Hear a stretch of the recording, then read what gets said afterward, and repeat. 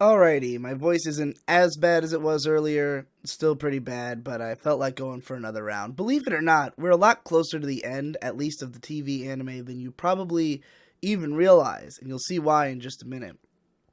You might already understand why if you remember how I explained that the list works. Anyways, picking up where we left off, Yume Kui Mary. This was a really odd show that I really wanted to like a lot more than I actually did.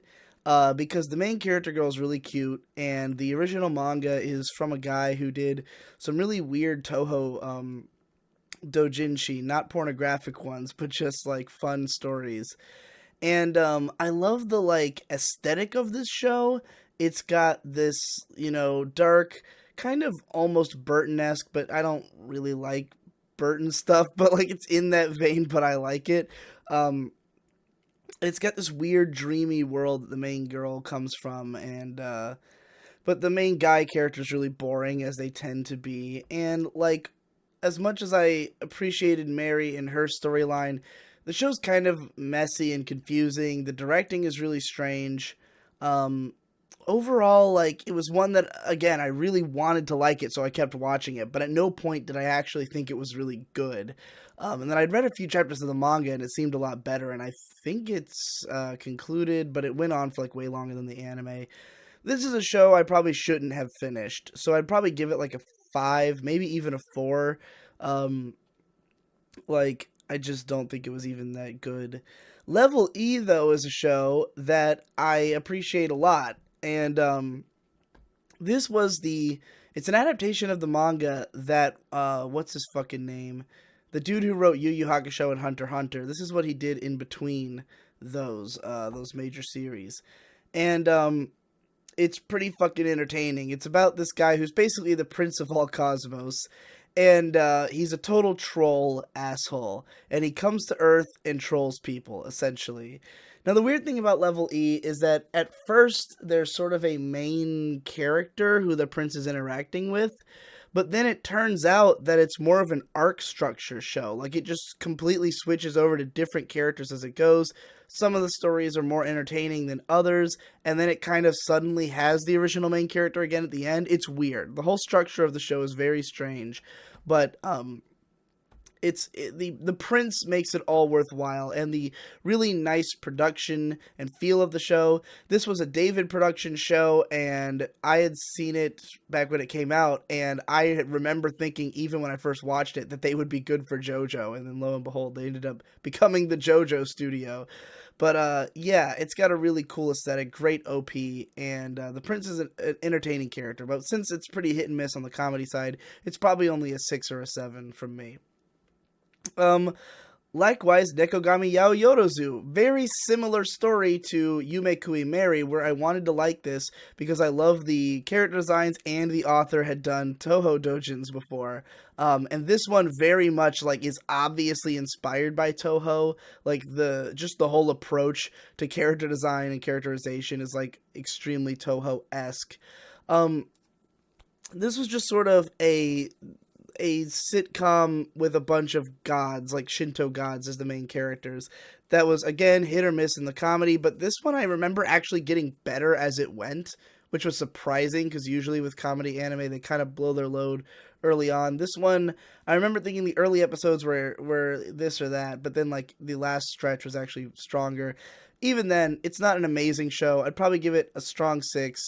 I actually really wanted to translate the manga of this. I led a scanslation effort for the first chapter, but I could only get a translator. Like, the translator I had only did chapter 1, and then they didn't want to continue, and nobody else picked it up. It still has not been translated. There's still just chapter 1 out there by Matiliata Scans, which is me. But yeah, I enjoyed the series. Nobody else fucking watched it or remembers it. What the hell was the English title? It was like Cat God, The Everyday Tales of a Cat God, or just Cat God. I think it's on Crunchyroll, or was, but I'm not sure. Seikon no Quasar 2. It's more Quasar. Season 2, I remember I was kind of iffy on it, because it's even raunchier than Season 1, but to the point where it's just porn. And it was, like, almost less funny because of it. Like, the actual story wasn't as good, and it was kind of weird and out of left field. Because season 1 kind of has like a concrete ending, and season 2 is just like a totally different story using the same characters. It was weird, but it's still a good time. It's probably like a 8, maybe a 7, if I'm being honest. Usagi Drop. I found this show very quaint and entertaining. It's about a guy who sort of takes in, I think she's his niece, and he's like raising her as his own daughter, and he's like an older guy. And it's just a nice, cute little father-daughter story. Now, of course, the manga it's based on is infamous for the fact that it later becomes that they form a relationship together. I kind of want to read the manga on that basis. A lot of, like, at the time, I was afraid of the manga because of that. But the anime, of course, doesn't come near that shit. It just ends at the end of the arc of her being a little girl, and they're like, they obviously were trying to pretend like the later half of the manga didn't exist. But, and they made a very cute little show. I'd probably give it like a 7 out of 10. It's charming and heartwarming.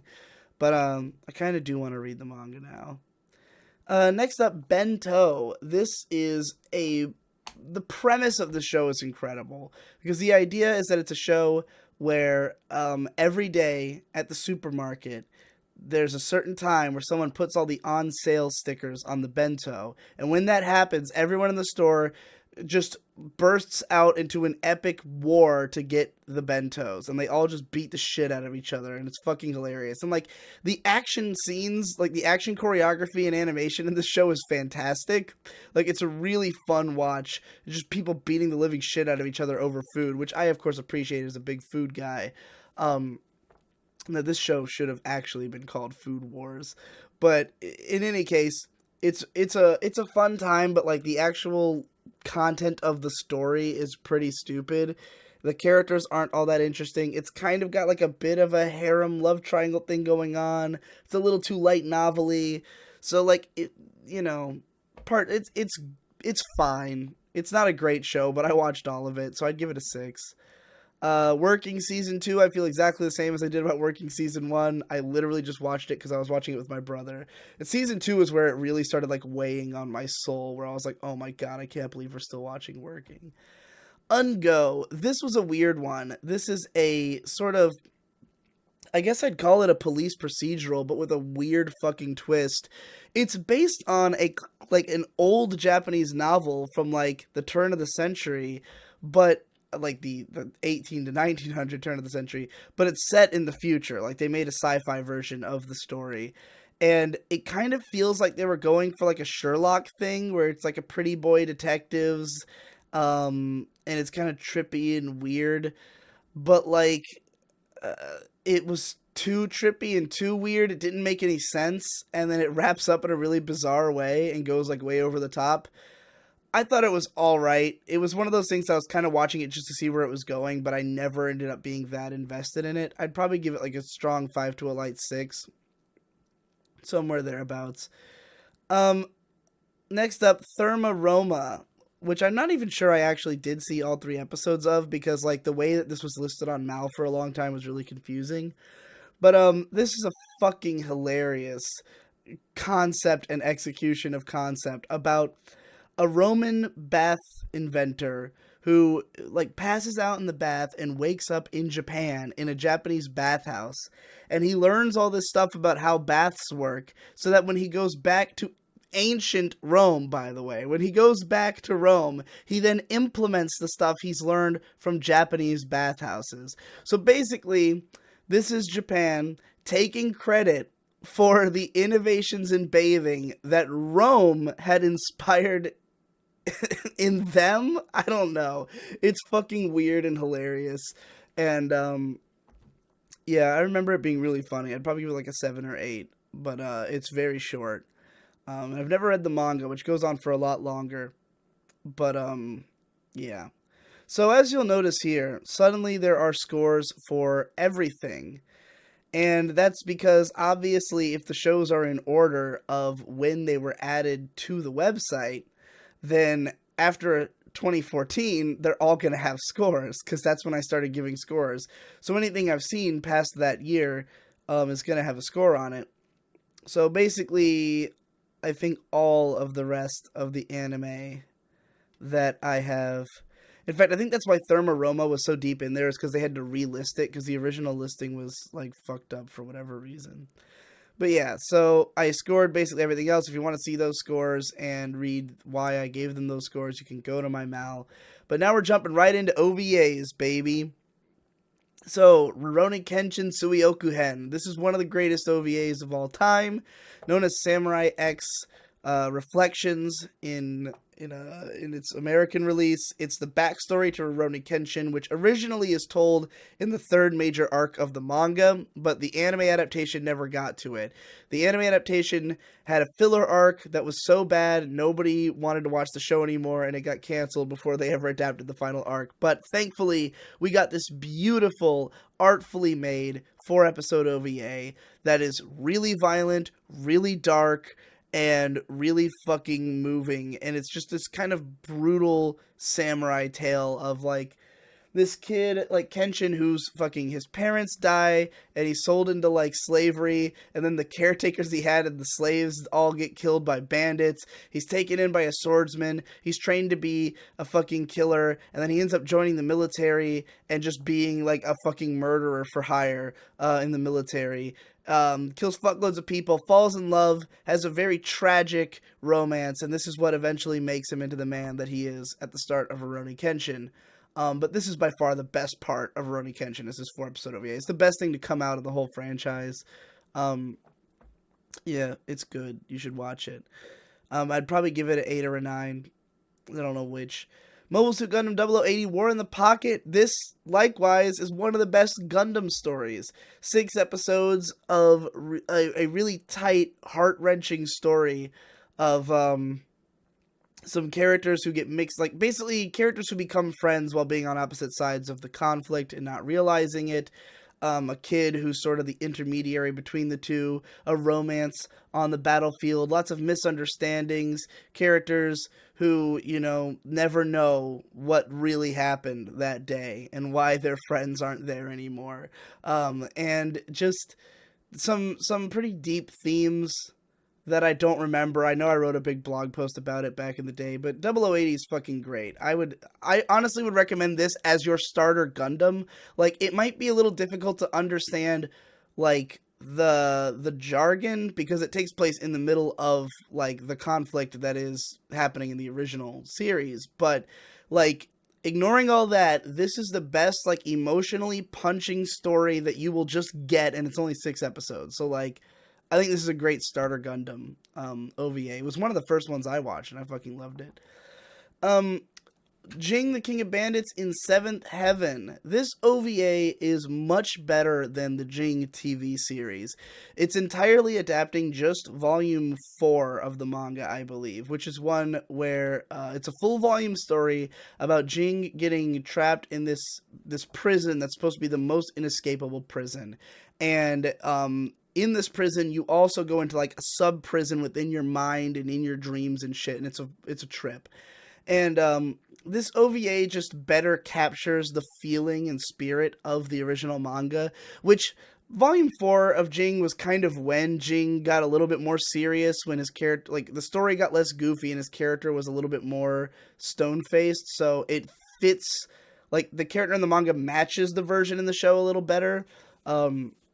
But also there was more production value, and it's just overall a better quality version. So I'd say that even if you never watched the Jing TV show or read the manga, Jing in Seventh Heaven would probably give you the best idea of, like, a taste of what's good about the series. And, you know, every Jing story can pretty much be taken standalone, so if you're interested in it, check that out. Gatekeepers 21, this is an OVA. Oh, and I'd probably give Jing in Seventh Heaven like a 7. Just because I still think the manga's better. Gatekeepers 21 is an OVA that I have had a long-standing interest in, because I remember seeing, like, the last 2 episodes on Tech TV when I was, like, 12, and thinking they were cool as shit, but having no idea what was going on. And I rewatched it a few years back, and I really liked the main character and the general tone of the series. It feels very, like, boogie pop. It's, like, from that era, and it's got that kind of attitude, this dark urban fantasy, with some heady themes to it. But It's not an amazing show. I'd probably give it like a 7 out of 10. Um, Again, this is another one I wrote a big long blog post about back at some point. So, but I don't remember what I said in it. Record of Lodoss War. I think this show is overrated as fuck. And I understand why. It was like the OG Dungeons and Dragons style high fantasy anime, and it's beautiful to look at. The character artwork is phenomenal. The animation's really solid. It's it's a 13 episode OVA, so like every episode feels like a fully produced thing, but like it's just really generic boilerplate fantasy that I don't find entertaining to watch at all. It does gain more of a political narrative as it goes on, and I remember because I watched the whole show when I was like 13, but I've rewatched a few episodes like a couple of years ago and hated them. I remember it having like some peaks of interest along the way, but like it just the baseline of it, like the characters are just totally generic fantasy characters in a totally generic fantasy story. And I find that impossible to get invested with. I also don't like the directing style of it. Like gorgeous as it is, it doesn't like there's not like beautiful directing, so like the cinematography is not very strong. So I'd probably give that like a 3 or 4. Read or Die, the OVA. I already kind of reviewed this when I talked about the show. It's a really kick-ass spy thriller action story with superpowers that are really unique and distinctive. It's gorgeous to look at. It has cool music. It's just like a rock solid action movie spectacle piece that for some reason was released as a 3-episode OVA instead of a movie. I would definitely give it an 8 out of 10. Like it's right, it's a perfect like throw in and go action film. Next up, Fooly Cooly. I've seen this more than I've seen any other anime in my life. I've seen it like 15 times. I wrote my first in-depth analysis about it back in 2009. And I've been meaning to cover it again, but like the last time I watched it was 2011. And what I remember feeling when I watched it was that I had seen it so many times and analyzed it so in depth that it doesn't surprise me anymore. Like watching it, I was just like, yeah, it sure is Fooly Cooly. Like I sure do know exactly what this is. And I was like, uh-oh, this is dangerous. I've seen it too many times too recently. So, maybe my interest will be rekindled if I see it again. Maybe I'll see something new that I was too young to appreciate then or something. Or just find the right angle to like analyze it again, because like my analysis from 2009, while it is solid, the way it's written is the way I wrote in 2009, so I wouldn't recommend going and reading it. But if I did it again, I'd probably take a different approach. So I would like to revisit the series at some point. I would definitely give it at least a 9, if not a 10. It's one of my favorite anime of all time, so I certainly think it'll be a 9 at minimum. Hoshi no Koe, or Voices of a Distant Star. This was the first fucking Makoto Shinkai film. The one that put his name on the map because he made the movie by himself. Just a one-man production, made on his Power Mac, voice acted by like him and his girlfriend. And it was really inventive and had an interesting concept because it's about this boy and girl who are in a relationship, but she joins this space military, and they're texting each other back and forth, but as she gets farther and farther away from Earth, her messages take longer and longer to reach him, to the point that, their relationship's obviously just fatalized, and it's a big tragedy. So yeah, it was a really interesting concept, and like I think most of what was impressive about this thing was that it was made by one guy and that it had a cool concept. I don't think it necessarily is a great film. I'd probably give it like a 6, if that. I think everything Shinkai's done has been severely overrated, and I'm gonna talk about it someday. Okay, Hitsuji no Uta, or what the fuck was the Lament of the Lamb. This is an odd one. It's from I think I read the manga and watched the anime of this, but it's this really like weird fucking manga about these people with a curse, and I remember it just being like boring. Like it was kind of creepy and weird, but not that much. was mostly just kind of slow and boring. I don't know. It's probably like a 4 or 5. I don't care much about it. Oh man, Iria no Sora UFO no Natsu. This show kind of wrecked me when I watched it. I watched this 10 years ago, and at the time it reminded me, like, I read into it like similarities to an internet relationship I had had, and it was really emotional for me.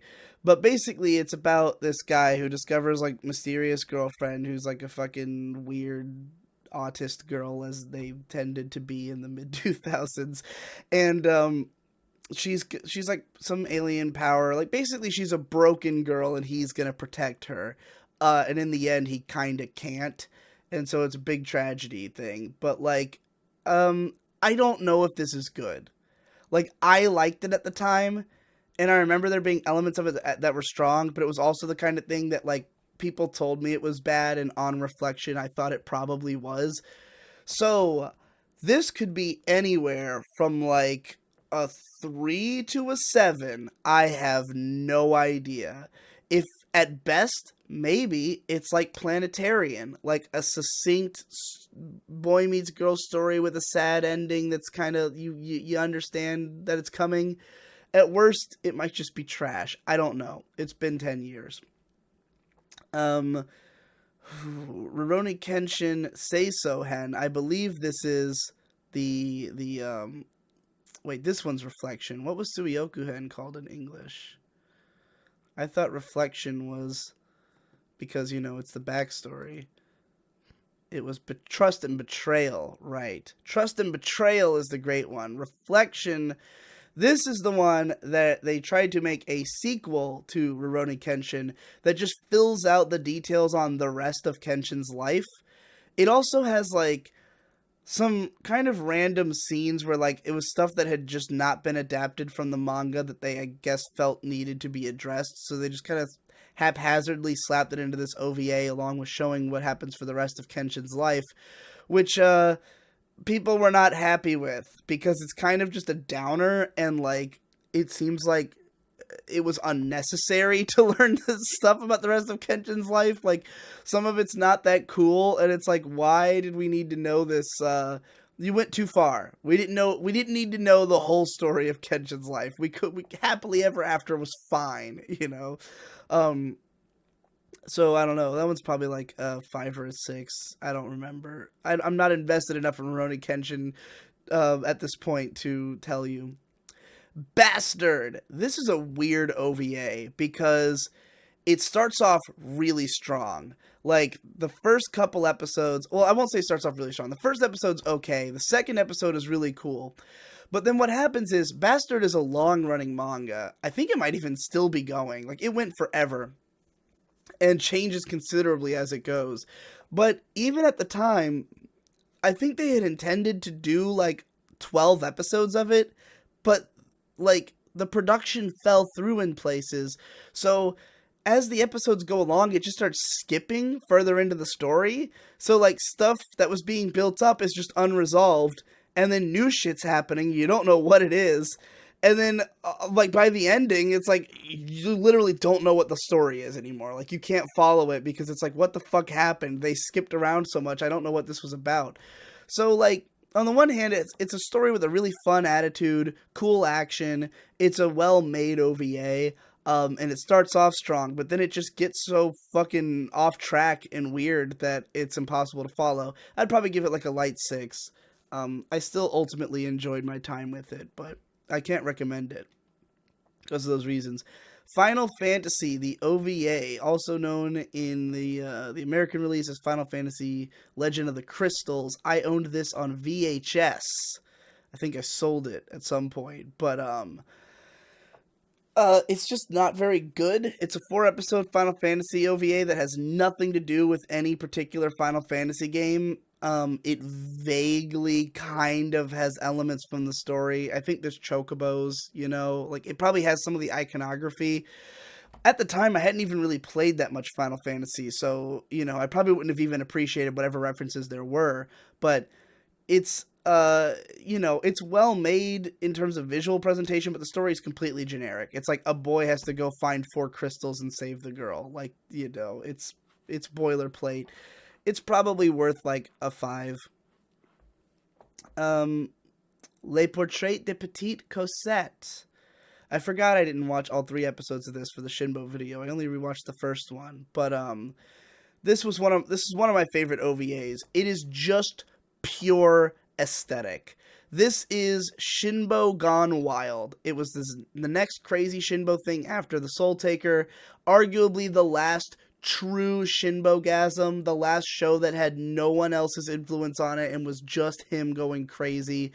And that's all it is. It's 3 episodes of trying to capture the feeling of Gothic and Lolita. That was their goal, to make a Gothic Lolita anime. And they did that by making a Gothic horror story mixed with Lolita. And, it's beautiful. It's entrancing. It's dark. It's violent.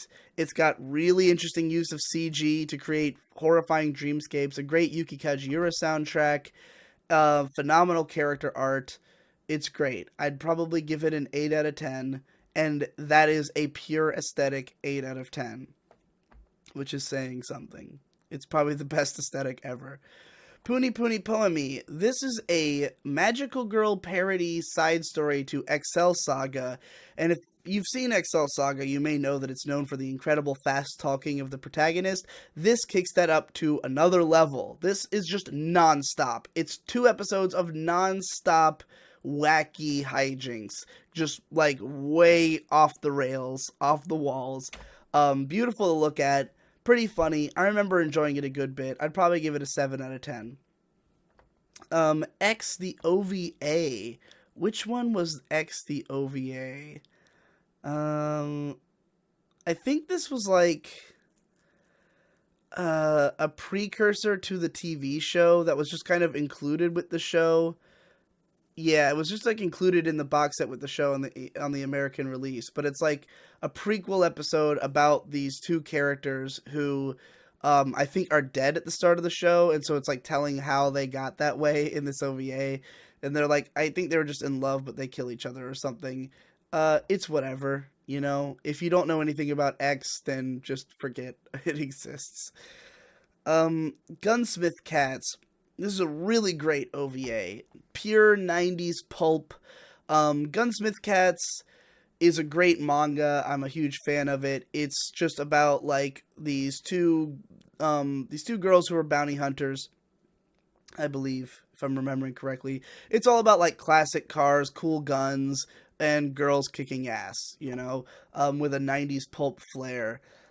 Which 90s or 80s pulp, whatever. It's pulp. It's pulp. It's the shit where there's shootouts in warehouses and Russian mafia dogfights and car chases and shit. If you like movies like Trouble in Little Tokyo or something, it's like that.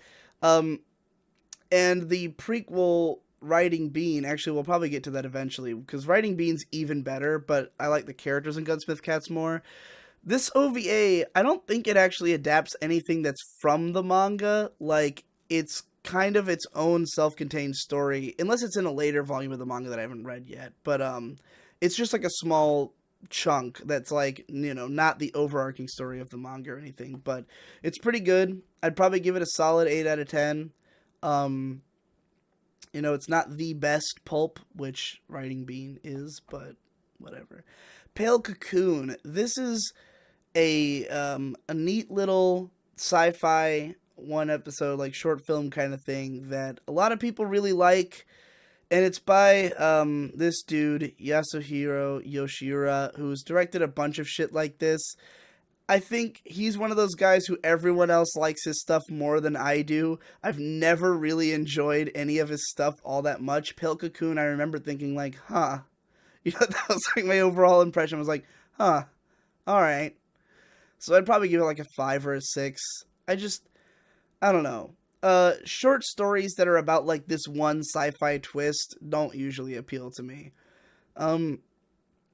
Otaku no Video, however, appeals to me very strongly. This is a really cool OVA. I talked about it extensively in the old ass anime cast, so I'm not going to talk about it too much here, but it's one of my favorites. I'd probably give it a 9 out of 10. I really love it. Sex Friend. Oh no, we're in the OVAs, which means that all the porn I haven't given scores to is in here. Well, Sex Friend is porn. It's pretty well made. It's pretty popular. Probably because the title is Sex Friend. It's alright. Angel's Egg. Angel's Egg is an art house movie from director Mamoru Oshii. It's one of his, well, it's not a movie, but it's fucking as long as one. I think it's like an hour long or something. It is, yeah, an hour and 11 minutes. So it's basically a film. But, it's one of the early Mamoru Oshii works. It's really fucking trippy. It's known for its unbelievably beautiful Yoshitaka Amano art and Shinichiro Kobayashi backgrounds, or Shichiro Kobayashi. I can never remember how to say his fucking name. It's an unbelievably gorgeous film with very little dialogue that's all metaphorical. There was an amazing video recently from Best Guy Ever at the start of his Mia Mafova series where he analyzed the film in depth for like half an hour. And that really helped me to understand it. Because I watched this film almost 10 years ago and I understood nothing. I just thought it was pretty. After watching Best Guy Ever's analysis, I feel like I get it, and I'd probably give it like a 7 or 8 out of 10. I don't know. I'd have to watch it again to know for sure, but it's quite good. And to round out this episode, Writing Bean, since I was teasing at it, it's a really excellent 90s pulp thing. It's like 140-minute OVA. It's a fun, breezy thing you can just throw on and have a great time. I personally love the 90s pulp aesthetic. I love the like car chases and shotguns like aesthetic and just cool dudes and hot chicks with guns. So especially in anime. So yeah, I really like Writing Bean. I think it's stronger than Gunslinger Girl in like the directing and being like just punchy and short and to the point. Did I say Gunslinger Girl? I meant Gunsmith Cats. But both are worth watching. And yeah, I'd probably give Writing Bean an 8 or a 9. I'm not sure. I had to watch it again. But that's it for this episode. I think we'll probably only have 1 or 2 more of these, because all we got left is OVAs and movies. So, yeah. Join me then.